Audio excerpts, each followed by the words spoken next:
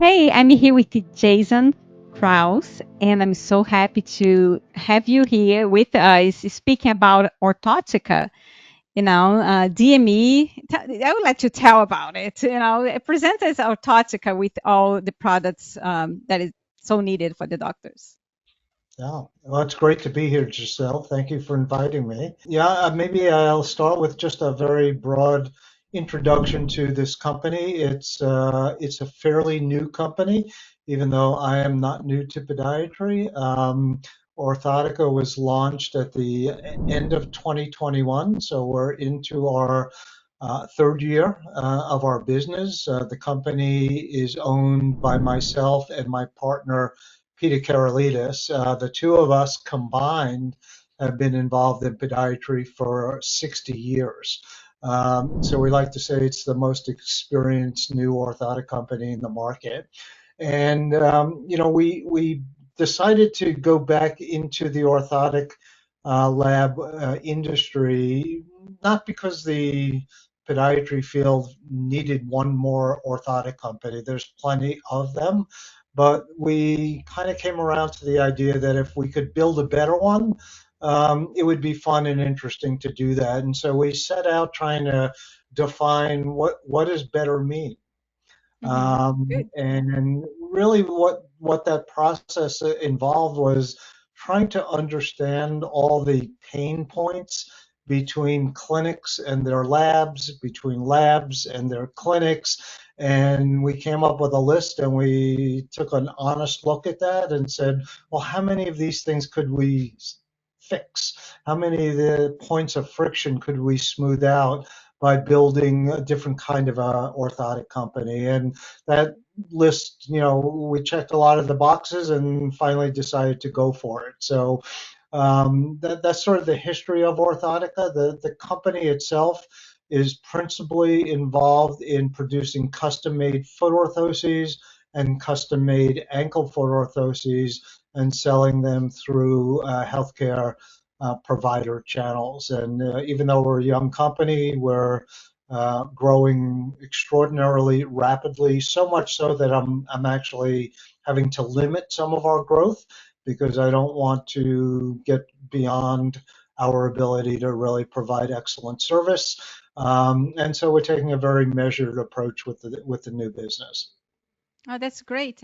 I'm glad to hear that. It's very similar how we started ParaDocs as well. Like there's so many billing companies out there, and then we want to be the one that makes a difference. Like you see um, the weakness of all the majority of the companies out there, and then from that you want to make excellence. And I'm glad that you made this approach. We need quality in everything.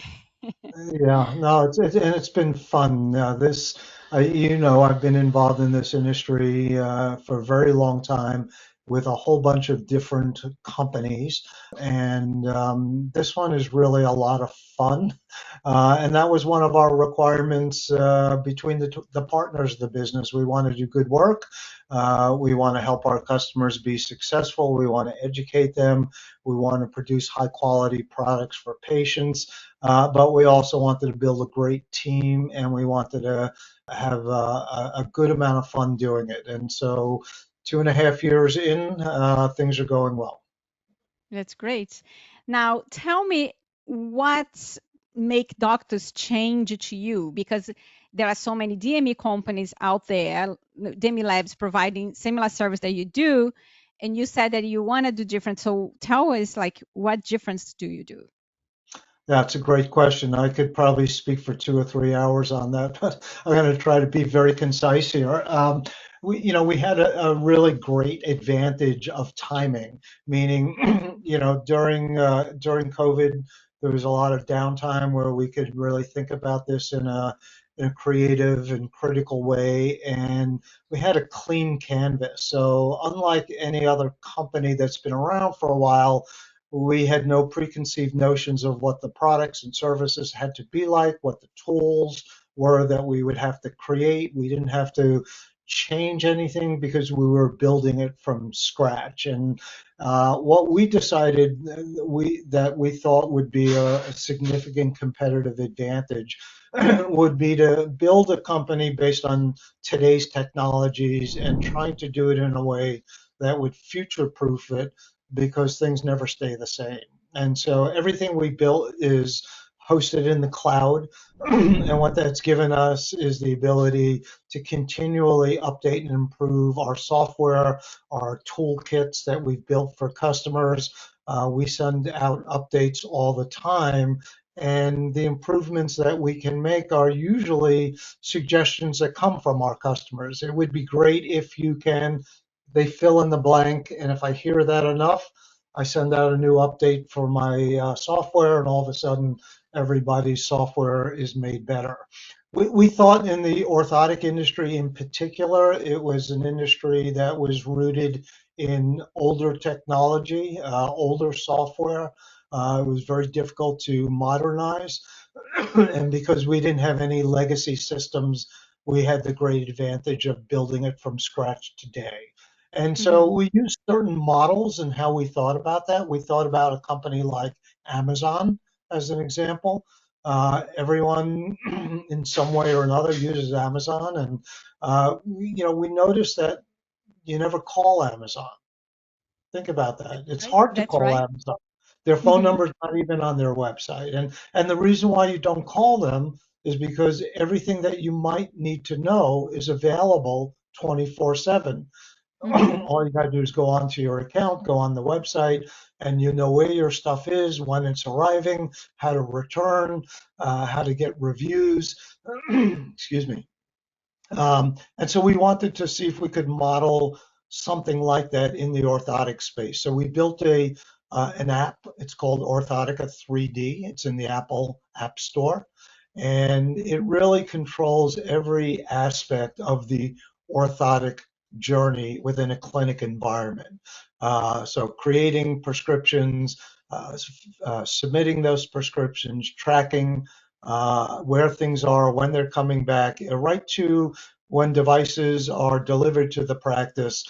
We created a series of templates for documenting outcomes, documenting the quality of the lab. And we did that all, with access to this 24/7 on tablets or desktops that people have access all the time. The result has been really to differentiate on service.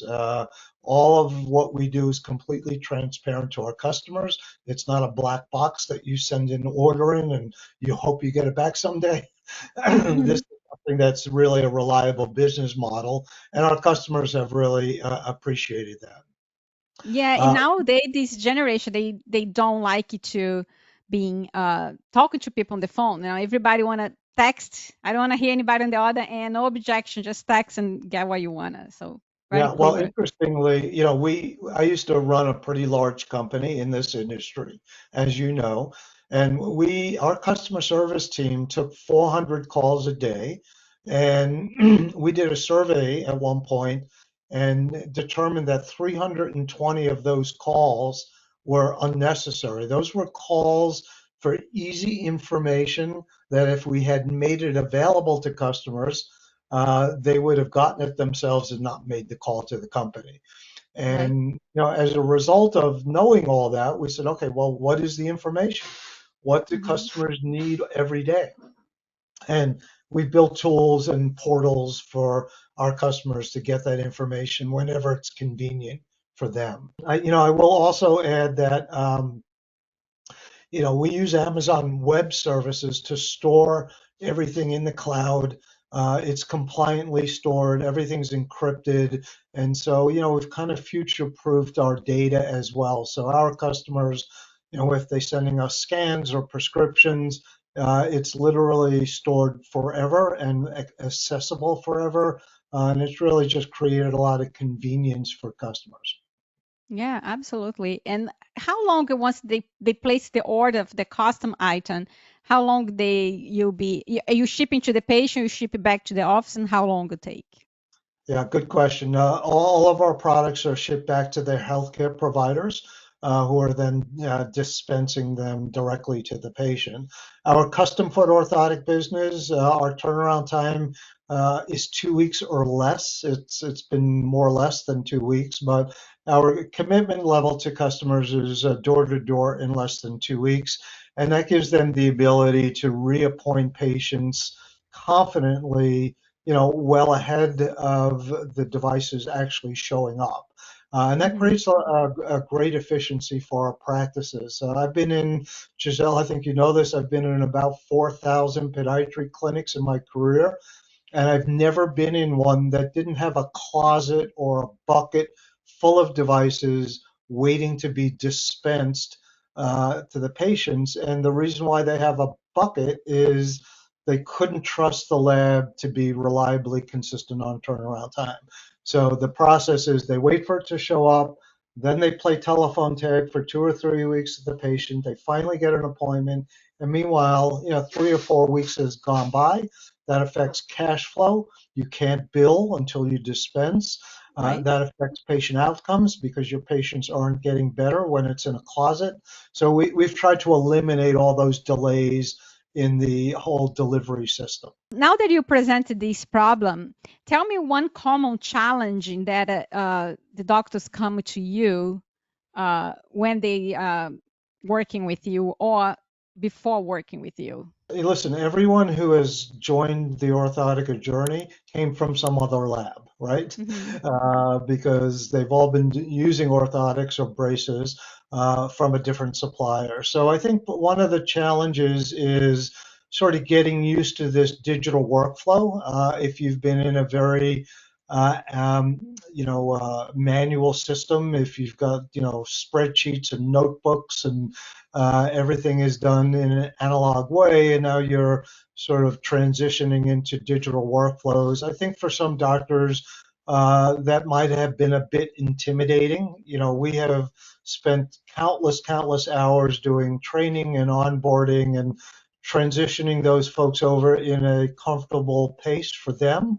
But once they get to the other side, I think the most common comment that comes back our way, which is, "I wish I would have done this sooner. This has really changed how I practice," and not only for the doctor, but everyone within a clinic, Giselle, touches orthotics. So whether your Right. job is, the provider or the medical assistant or the payables person or the collections person or the clerical staff that schedule appointments for patients or answers the phone, everyone touches orthotics, and what we've done is provide everyone, based on their role within the clinic, access to the information that would make their job easier. So it's not only helped the doctors provide good quality product to patients, but it's really made each clinic that does business with us more efficient. And that was our Now, goal. It's a passion for practice management that I've had, as well as mhm. the passion for orthotics Yeah, you owned a consult business before, so you did a consult for podiatrists. for a long And time. yeah, one area that I see on the billing side, for our clients, every year we review previous year and we generate a report to our clients. And we see some clients are consistent low in AFOs. Yeah. And we provide the advice, but the answer is I need help with increasing my AFOs because they don't know how they can better, prescribe AFOs to the patients. There is usually it's a new podiatrist or, a few years on the practice. They are uh, just let the wind take them in a direction and they are not taking the control. And then AFOs, I recommend DME devices. I recommend it's one of the great niche that a doctor can grow. So how do you guys help a doctor that is on that position? They want to improve the volume of AFOs. They are not ordering much AFOs. Is there any kind of support or support material that you guys can give it to them? Yeah, another great question. Appreciate it. Yeah, I think there are three areas that really prevent growth of AFOs within a podiatry environment. One is sort of the clinical side of it. They don't have a good understanding always of which patients can benefit from that particular type of interventions. It's not taught in great detail in the podiatry colleges, and most of the residencies have become surgical residencies. And so there's not great exposure about identifying patients based on underlying pathologies, which might be good candidates for AFOs. The second is sort of the mechanics of, okay, I've identified the patient. How do I cast? How do I write a prescription? Which brace do I choose? How do I get it to the laboratory? And so that's obstacle number two. And then finally, how do I get paid? How do I bill? How do I document what I do in an appropriate way? And again, not a lot of information that is available to many podiatrists. So we've tried to tackle all three areas. We've sponsored a great variety, even in our short tenure as a new orthotic company. We've sponsored probably over a dozen webinars on the LER Expo educational platform, all with an eye for helping doctors identify classes of patients that they might be overlooking, that may be good candidates for AFOs. We've gone into prescription writing. We've also built digital tools within our app to make all of that easier and somewhat intuitive, so the learning is shortened. One of the big changes in the last couple of years with AFOs in particular is the ability to use 3D scanning as the methodology to capture the anatomy. It used to be originally it was all plaster and then fiberglass, STS casting socks. All of those work really well, but they're time consuming. There's some expense associated with that. And I would say in the last 3 or 4 years, there's been a general migration to utilizing 3D scanning as an approach to capture all of the anatomy necessary to build a high quality brace. We've done a lot of training, both in webinars and in Zoom, one-on-one Zoom training, as well as face-to-face meetings to support that. The final thing is the billing and compliance documentation. That has always been a bit of a stumbling block. Concerns around payments and audits and making sure that all the forms that are required are available. And what we did this was 2 years ago, I think I showed it to you the first time at an AAPPM meeting, was we built our AFO compliance package. It's a end-to-end workflow that includes all of the documentation. We've done it a lot in forms as well as formatable notes that could be added.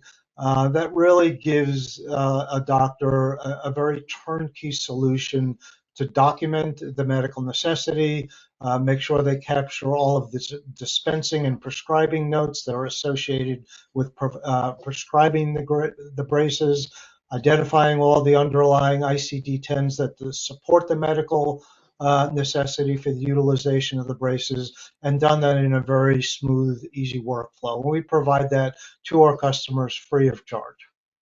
Yeah, I saw this on your website actually, so they can download for free, right? It's there available. It's They, a great they, tool. they just have to promise to use ParaDocs. Well, we cannot guarantee that, but at least we can help them. They will always remember us when they start making money and not Uh, need to refund it. That's the goal.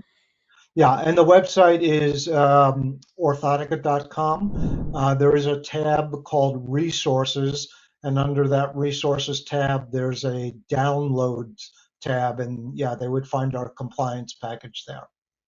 Yes, fantastic. Yes, they should download and start using these forms because I I see on the billing and like if a doctor starts to decline AFOs, it's because they get discouraged with offsets, compliance, there is audits is going on, and then doctor is not complying and cannot, defend the income. Because in medical field is if you didn't document, you didn't not earn the money. So It didn't happen if you didn't document it. Exactly. So that's that they take back. And that's where there is a frustration. So have these documents available and they starting implement and complying with the documentation more beyond the medical notes is all the forms they need to have on file, to go. Yeah. And listen, these forms and this kit really came about from uh, clinicians that I've known for many years who've been through a fair number of audits, and they've always prevailed because everything they needed was available for review and inspection. And when auditors look at that type of documentation, the organization of all the compliance materials, they basically move on to a different clinic because it's clear that that particular practice knows what they're doing and are doing it in the correct and legitimate way. So it's been a good set of tools, and as the rules tend to change, we'll of course always update that. But it's been a very effective asset that we have developed and provided to any interested podiatrist. Yeah, absolutely. Thank you for making available online. Now I'm going to ask you another question is, can you give one piece of advice to the doctor that are now having problem with the AFOs or they are looking for a company or growing these AFOs on the company? What is your advice for the doctor? I'm going to give you two, if that's okay. Yes. I think one of the challenging areas with AFOs right now is this rule about same and similar. If a patient has had an ankle foot orthoses in the past 5 years, unless there's a new diagnosis or new condition that would necessitate the need for new brace, those claims are often denied. I, Concerning same and similar, there are two recommendations that I would give. One is there is a database that you can go on. CMS has a database to check whether your patient has, in fact, been dispensed an AFO, even if your patient doesn't remember, because they consider cam walkers and things that might be dispensed out of an urgent care center as an AFO. So, one, check the database, see if your patient shows up there. Secondly, if there is a legitimate need for a new AFO because of a different diagnosis or the original AFO is irreparably repaired or the patient's anatomy has changed and it doesn't fit, uh, you should ask for a reconsideration if you are denied based on same and similar. And I know I've talked to Dr. Mike King, who's the medical director of Upperline, and he has shared with me that their reconsideration success rate for AFOs on same and similar is something like 95%.